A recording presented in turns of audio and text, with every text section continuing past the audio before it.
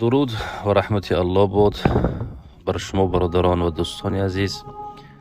صبح یک و یکتان بخیر و پر نور و پر فیض باد.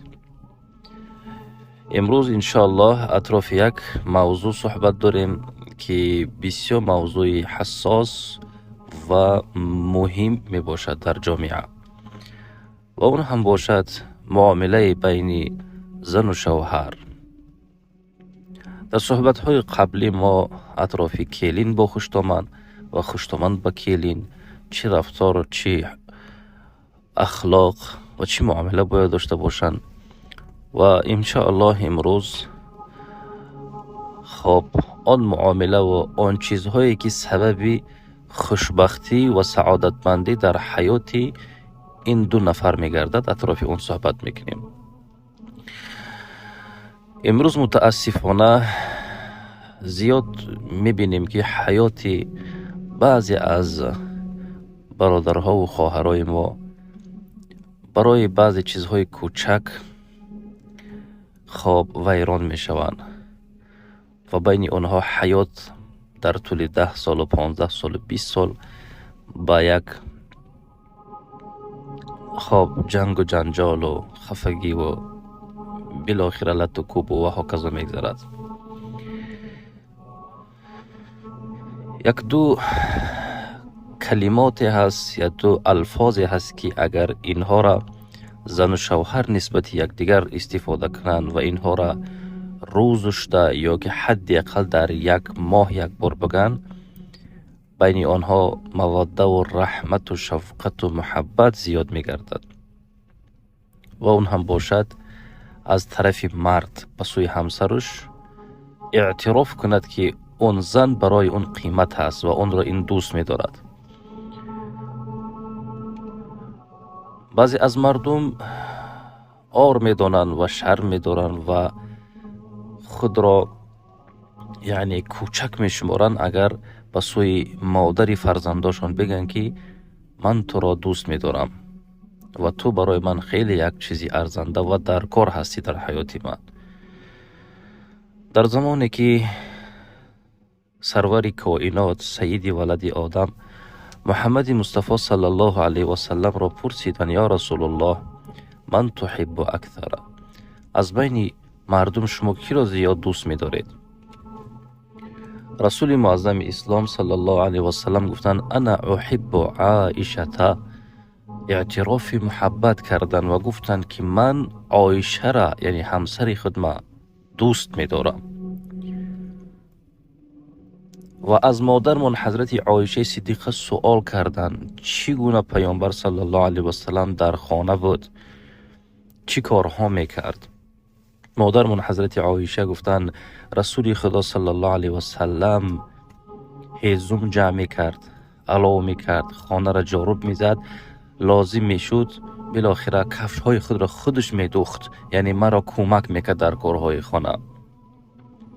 امروز اگر یک مرد همسری خودش کمک کند در خانه، برای بعضی مردم اون آدم الکی آدمی پست هست، آدمی زن کلان هست، آدمی بی همت و بی عفت هست، حالان که رسول خدا صلی الله علیه و سلم در خانه همسران خود را کمک میکردن، یاری میکردن.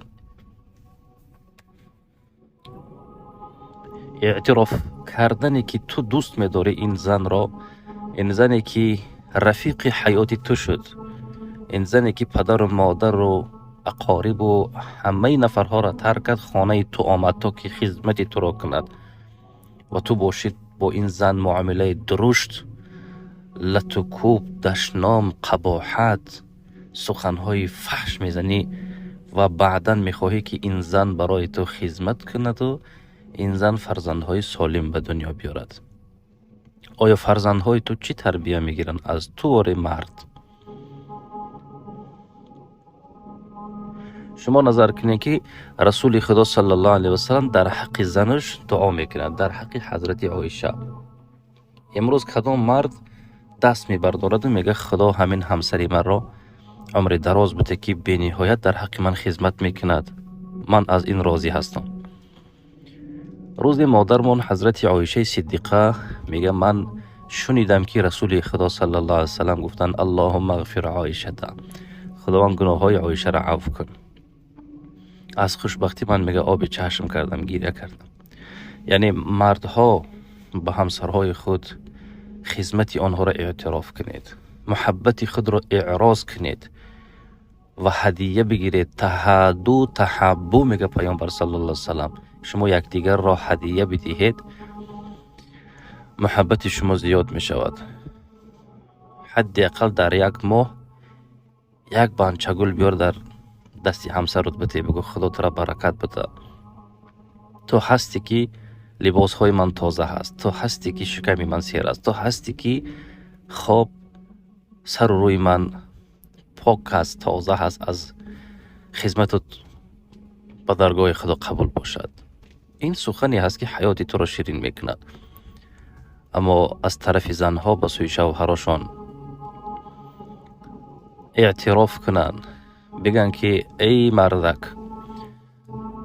خدا را شکر که تو در تقدیر من هستی. من خوشبخت هستم که همسر شما هستم.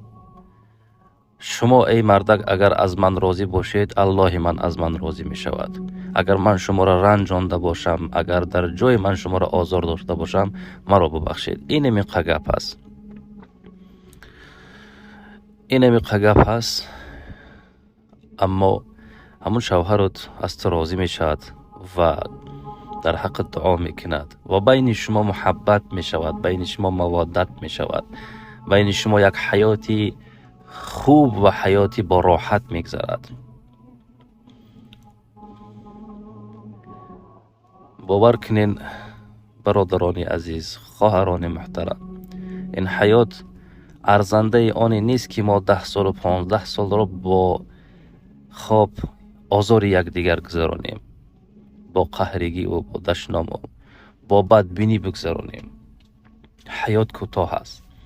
این حیات به قدرش رسیدن در کار.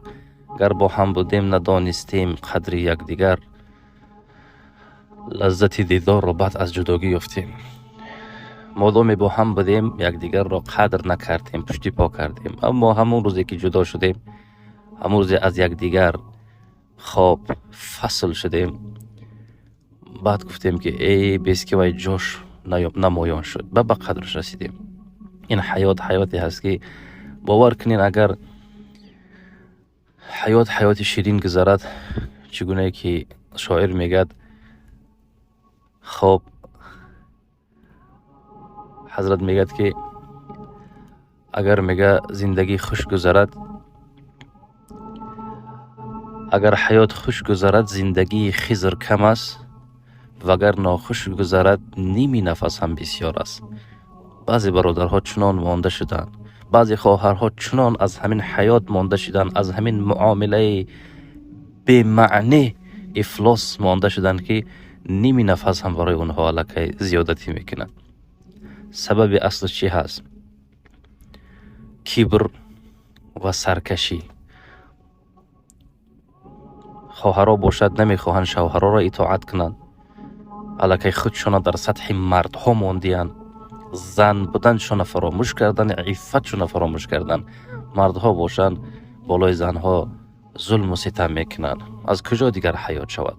و این فرزندهای شما پگه با کلین هاتون همین زیل معامله میکنن و دختراتون با داماداتون همین زیل معامله بیزیب میکنن و سرچشمه و استاد آنها شما شدید که حیات به حیاتی خوب نگذراندید. به خاطر برادران عزیز، خواهران محترم، کوشش کنید که در بعضی حالتها بسیارتر این به زنها تعلق دارند، شما شوهراتون غضبی نکنید. حالا مرد اگر یک گپ زد، زن هم باید گپ گرداند. نمیتواند که یک دهن سکوت کند، یک بار سر خم کند. نمیداند که پیامبر خدا صلی الله علیه و سلم گفتن اعظم الناس حقا علی امرأتی زوجها. بلندترین حق ای خواهر من، ای امتی من، گفتن پدر و مادر، برادر و استادت نه، بلکه شوهرت بالای تو دارد. خود را در همون سطح شوهر میموند، روبروی شوهر گپ میزند، چشم شوهر را دیده برای اون گپ گردانی میکند، منت میکند، تهمت میکند. پیامبر اکرم صلی الله علیه و سلم گفتن هر زنی که اگر به سوی شوهرش میگه که من از تو هیچ چیز ندیدم، بوی جنت به مشامش حرام می شود.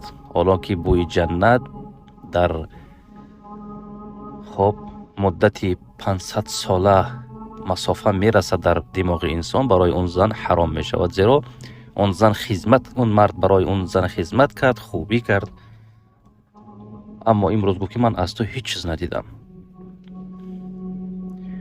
و در قدم دیو مردها هم نمیگن که این زن ضعیف هست، زن هست، مانده شدگی هست قطعی همین کودکای من. یک شب قطعی کودکت بیست، یک روز کودک نگاه کرده نمیتونی. نمیگن که همین زن مانده شد، خسته شد، عصبی شد، خیلی یک گپ گردوند از هیچی گپی نی.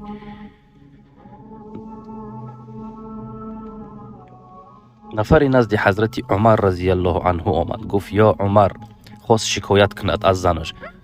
وقتی نزد در عمر آمد دید که زن حضرت عمر آواز بلندی میکند به سوی حضرت عمر، از راهش گشت. ای جوان از راه بگرد. عمر رضی الله عنه اون را دعوت میکند، چرا تو از راه گشتی؟ گفتن عمر امیر المؤمنین، من باید شکایتی نزد شما آمدم، اما حالت شما را دیدم، از حالت من دیده وزبین تر بود است. عمر رضی الله عنه درک کردند و گفتند ای جوانی عزیز، همین زنی که برای من گپ گردانی کرد، آواز بلندی کرد، همین زن لباس های من می شود. این فرزندهای نازنین همین زن به دنیا آورد، سبب شد. همین زن سبب می شود که من از راه زنا میمونم، زنا نمی کنم. همین زن یعنی خوبیای آن را حساب کرد. در برابر اینقدر خوبی یک بلندآوازی کرده است، هیچ گپ ندارد. گفتند انا این زیل اون مردها میفهمیدن که حیاتشون حیاتی خوب میگذشت. امروز ناسخنی نزده است، در اوتا و چش زنگ میزند، این دختری شما دختری خوب نبود است، یا اون قدر موضوعی نگذشته است که من تو را طلاق میکنم، بالای تو من زن میگیرم. الکی دل زن را میشکنن و برای خود اون را یک آدمی میگردونن که دشمنش میشود. چی در کار همین گپ؟ رسول خدا صلی الله علیه وسلم خب در حدیث گفتن مؤمن از همسر خودش دل شکسته نمی شود اگر یک جزئی اون محقول نشد، یک اخلاقش دیگر اخلاقش تو را راضی میکند. امروز شاید که یک عضو حیاتت رو احترام نکرد، اما در دیگر حالت ها میکند کن. به این خاطر من موضوع را با پایان میبرم. از کل شما خواهش میکنم و توصیه میتونم که به قدر همسراتون، به قدر شوهراتون، به قدر زناتون برسید، به خاطر الله زندگی کنید تا که از شما فرزندها به دنیا بیایند که اصل حیات سبب همین ازدواج کردن این چی هست؟ تا که نسل تو بردوام باشد و این جنگ و جنجال برطرف کنید، ورق نو کشاده از یک دیگر عذرخواهی کنید و حیات را حیات شیرین ببرید. یک روز اگر خوش زندگی کردی، باور کن لذت این را که فهمیدی بعداً میگوی که این سخنها همشان راست بودیان. الله شما را نگهدار باشد. دوستان برادران عزیز، در حفظ الله باشید.